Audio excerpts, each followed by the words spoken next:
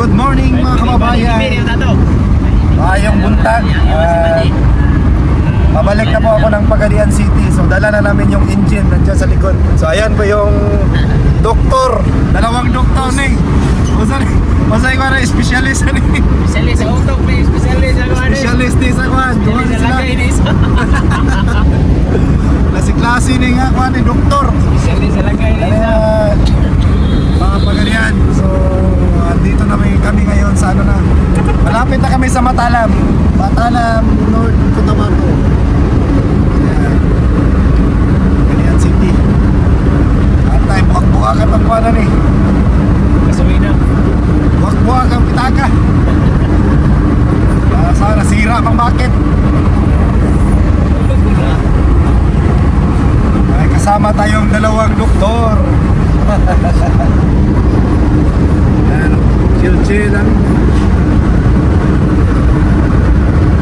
Hindi na madalag, biyahing pogi ni. Ayan, nakita natin yung mga daan para sa ating mga kababayan, sa ating mga viewers. So, sa mga viewers natin na taga rito, taga Cotabato, so ayan. Tingnan nyo yung daan nyo, napakaganda na.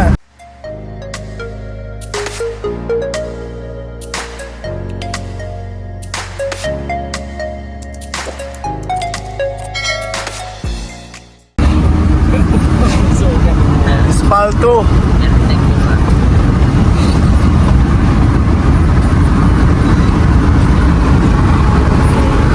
Matalam. Ito na po yung Matalam. Matalam North Cotabato. So, maganda din yung daan nila dito. Kaka-espalto. Mag-driver na to.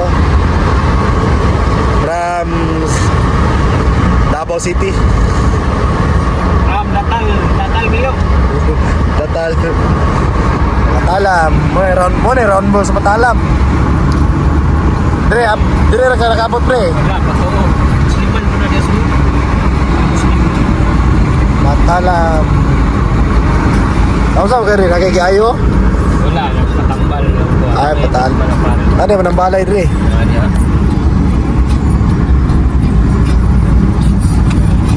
Shout out na sa mga taga Kabasagan. Kabasagan. Nabi ito yung viewers diya, si Kuan. Sila ni... Si Kuan, ang anak ni... Parintin mo kasawa ba? Si... Markaida ba? Si Kuan po, si anak ni Tot. Kuan mo sa'yo, katong putok-putok pa. Oo. Nag-ESMR na viewers na mo. Ilan taon na sila sa mga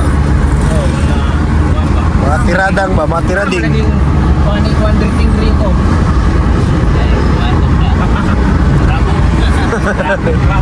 Truck.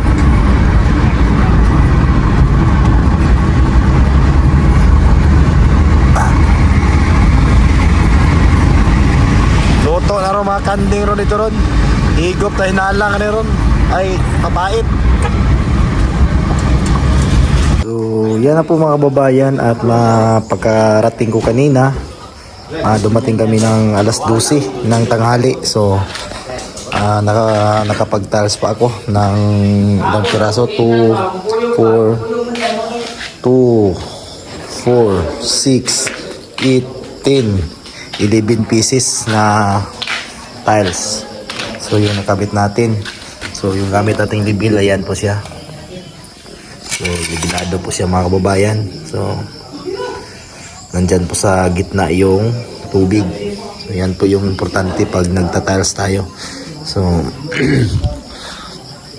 tapos na din nilang nadingdingan. So ayan, tapos na pong nalagyan ng metal cladding. So doon na lang ang hindi natapos, yung pinakataas.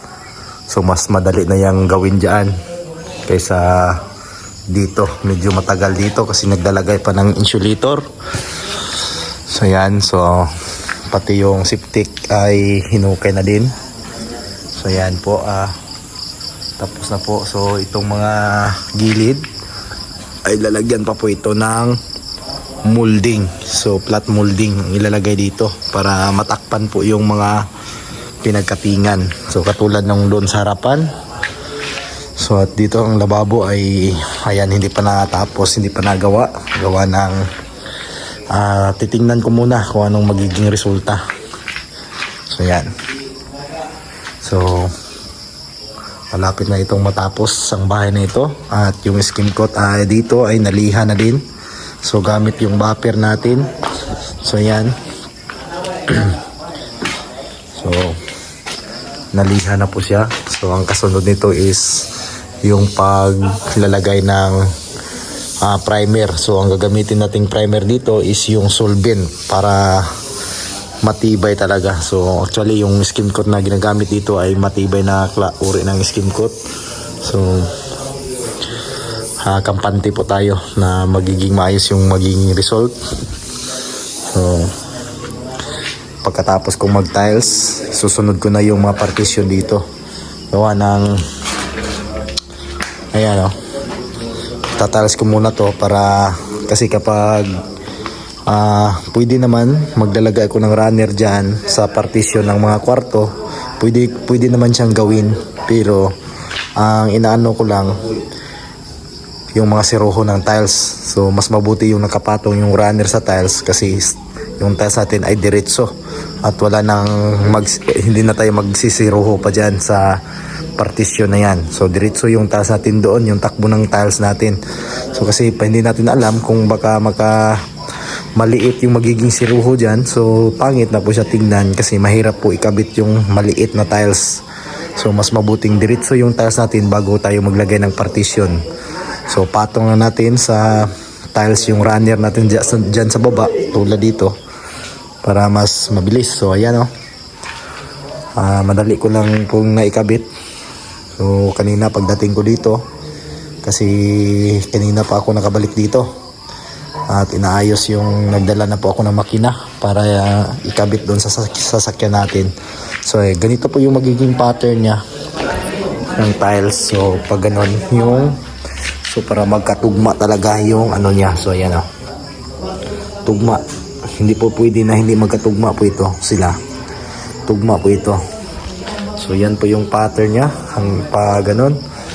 So ayan, tapos na nilang nadingdingan at yung skim coat ay malapit nang matapos dito sa loob. So nakikita nyo yung mga hindi pa puti, ayun po yung pag-i-skim coatan. So dito, hindi pa dito matapos. So ang dito na parte, ayan, naka-second coat na ito pero hindi pa ito na liha. So gagawin daw dito ay lalagyan na to ng fluted panel o yung WPC. So ilalagay dito, sabi ni sir. So ay kunting ano na lang po ito mga babayan, kunting kimbot na lang po ito. Sana matapos natin ng maaga. So yan, kasi inaantay pa natin yung electrician. Pag nagawa ng electrician to, pwede na tayo mag-double wall. Kasi hindi po pwede mag-double wall kung hindi pa ito na abangan ng mga electrician sa itaas. So dito tapos na nilang nalagyan dito sa parting baba. Nalagyan na yung mga utility. So dito na lang sa taas. Ayan. Yung mga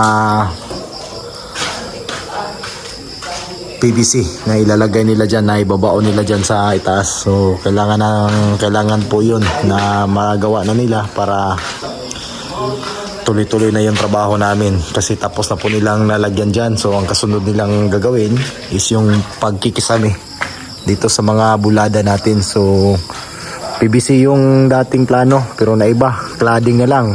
Spandrel sana yon. Kaso wala daw mabibiling spandrel dito. Sabi ni sir, orderin pa daw. Mayroong mabibili pero orderin pa daw. So cladding na lang yung ilalagay dyan. PVC yung unang usapan namin dyan pero biglang naiba. So hindi natin alam kasi yung may-ari. So anong gusto nila, yun ang masusunod. So metal cladding na lang daw yung gagamitin dyan, na iba yung kulay, hindi puti. So dito sa CR naman, sa isang CR, tapos na po itong night tiles dito. Flooring na lang ang hindi pa natapos. So yan, at dito hindi pa na skim coat dito. So yung walk-in closet nila, so wala pang skim coat. So dito na flooringan na. So yan na po yung abang sa CR bowl. So yan na po yung mga abang niya. So yung abang sa bigit at supply ng water closet sa supply na sa CR bowl. So dito naman ay nalagyan na din. Ayan, yan po yung mga abang natin sa tubig at saka yung PVC. So ito may outlet. Outlet ito may saksakan dito nilagay. So yan. So tapos na po yung tiles po dito. So yan, makikita nyo po. Maganda din yung baga gawa. So yan. So tapos na din. Tapos na ang naikabit. So kulang na lang dito is yung plastering. Plasteran to dito para magiging matuwid. So ito, madali na lang po itong gawin dito. So ito yung mabilis na lang po itong gawin. Pati yung dyan sa may CR, kailangan niyang maganda din yung pagkagawa ng pagpaplaster. So ayan, at may mga patungan pa ditong pinalagay. So ayan, 3 andana. So request po ng may-ari niyan. So pinalagyan. So wala po ito sa plano. Dagdag po ito. Pero okay lang po. Wala po ito sa pinag-uusapan. So ganito lang po ito, pero matagal po itong gawin. So kahit ganito yan, matagal din gawin yan. So ayan, patungan. Pwede patungan ng mga sabon. So yan, request kasi ng request ng may-ari. Si Sir, siya yung nagpalagay nito. Pero wala sa plano po ito. Kasi plain lang po talaga ang nasa plano nito. Ayan. Ito, mga dagdag po ito siya. Mga kahit maliit, pero po ito trabaho, mabusisi po ito gawin. So akala lang nila na madali, pero mabusisi po ito, mga ganito. Ayan, kita nyo po yung pagkagawa. So linis. Ang kulang lang dito is yung paglalagay ng mga tile grout. So lalagyan ng mga tile grout ang mga jewel, bawat jewel nito. So yan. Ito po ay 30 by 60 na tiles. So 30 by 60 po ito. So, dito. So halos halos ito na mga pintuan. Dito po yan ilagay. So, dyan, masing malimtan mo dyan, ha?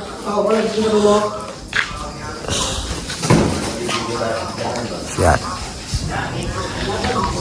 So pati doon sa dito sa labas naka-skim coat na din. So dito na flooringan. Ayan, naka-flooring na. So pag alis ko wala pa po ito. So ito wala po ito dito sa plano. Hindi po ito kasama. Na lang ko na pagdating ko dito ay nasaga dito. Kasi dito lang sana yung dito. So ito po yung mga kumbaga exist o hindi sa pinag-uusapan na gagawin. So yan, ito po hindi kasama sa mga gagawin sana, pero request nila yan, wala tayong magagawa dyan. So dito hindi pa nag-skim coat yung labas. So ayan, bali halos tapos na po ang tapos na talaga yung pagdingding, paglalagay ng metal cladding. So kisamin na lang yung dyan kulang, at saka yung mga PVC, yung mga downspout na ilalagay dyan. So dito sa may terrace, ayan. So ganyan talaga yung maraming maiiba. Ayan, maraming maiiba talaga. Ganyan talaga yung yung plano ay nasa mga 80% lang ang masusunod. So marami yung mga maiiba talaga pagdating na sa actual. So ganyan talaga yung natin. So dito din sa isang CR. So nakapag tiles na din. So ayan. At na-flooringan na din. So, May mga abang na din po ito. So, ayan, may abang na po ito dito sa mga, ayan o, CR. So, yung sa floor drain. So, may mga abang na. So, ayan o. Mga tiles na rin. So, yan. Sunod na araw, matatapos na po ito. So, yung flooring doon. Susunod na yung pag-flooring doon. Sa CR, sa isang CR. So, may mga ano dito. Ito po sa outlet. Ito po sa switch. Yan. Switch po ito para sa CR. Yan.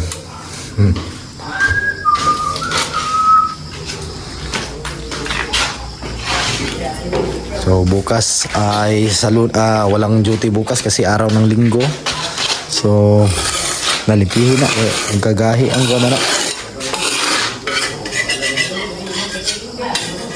So sa Lunes marami na po tayong may kabit nito. Ayan, importante dito sa pagta-tiles ay maiwasan yung maliliit na siruho.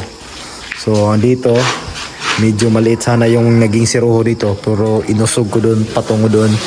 Para yung magiging siruho dito ay malaki pa rin. Pero kasi mas magsisiruho ka ng maliit ay napakapangit talaga tignan. So, mas mabuti yung mga siruho niya ay malaki. So kasi pag magsisiruho ka ng mga 5 cm wala na yon, grabe pangit na po tignan yon. So mas mabuti yung malalaki talaga yung magiging siruho o yung special cutting. So pagkatapos na po ng paglalagay ng mga PVC dito para sa electrical, pasusundan natin yan ng pagdudouble wool para talaga kasi wala na tayo dito. Pag matagalan pa tayo dito parang parang ma-short na po tayo at wala na po tayong matitira. So ganyan talaga yung labanan sa pag-construction. Minsan nalulugi tayo, lalong-lalo na po pag matagal yung trabaho katulad nito, napakataas. Ayan kasi mahirap talaga pag hindi mo nakita yung area, yung pagpatatayuan. Hindi mo nakita sa personal kasi napakalayo po dito. So medyo natagalan tayo at yung mga gamit pa dito is yung mga concrete columns. So medyo matagal talaga yung paggawa. So marami tayong pinasahuran. So ganyan talaga yung resulta. So hindi naman tayo sumisingil ng malaki. Kung sisingil lang tayo ng malaki ay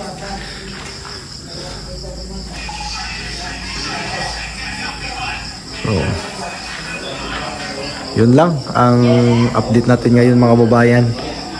Maraming salamat pa rin sa inyong lahat. So yun lang yung update mga babayan. Magandang araw po sa inyong lahat. Magandang gabi, magandang tanghali kung saan man kayong sulok ng mundo.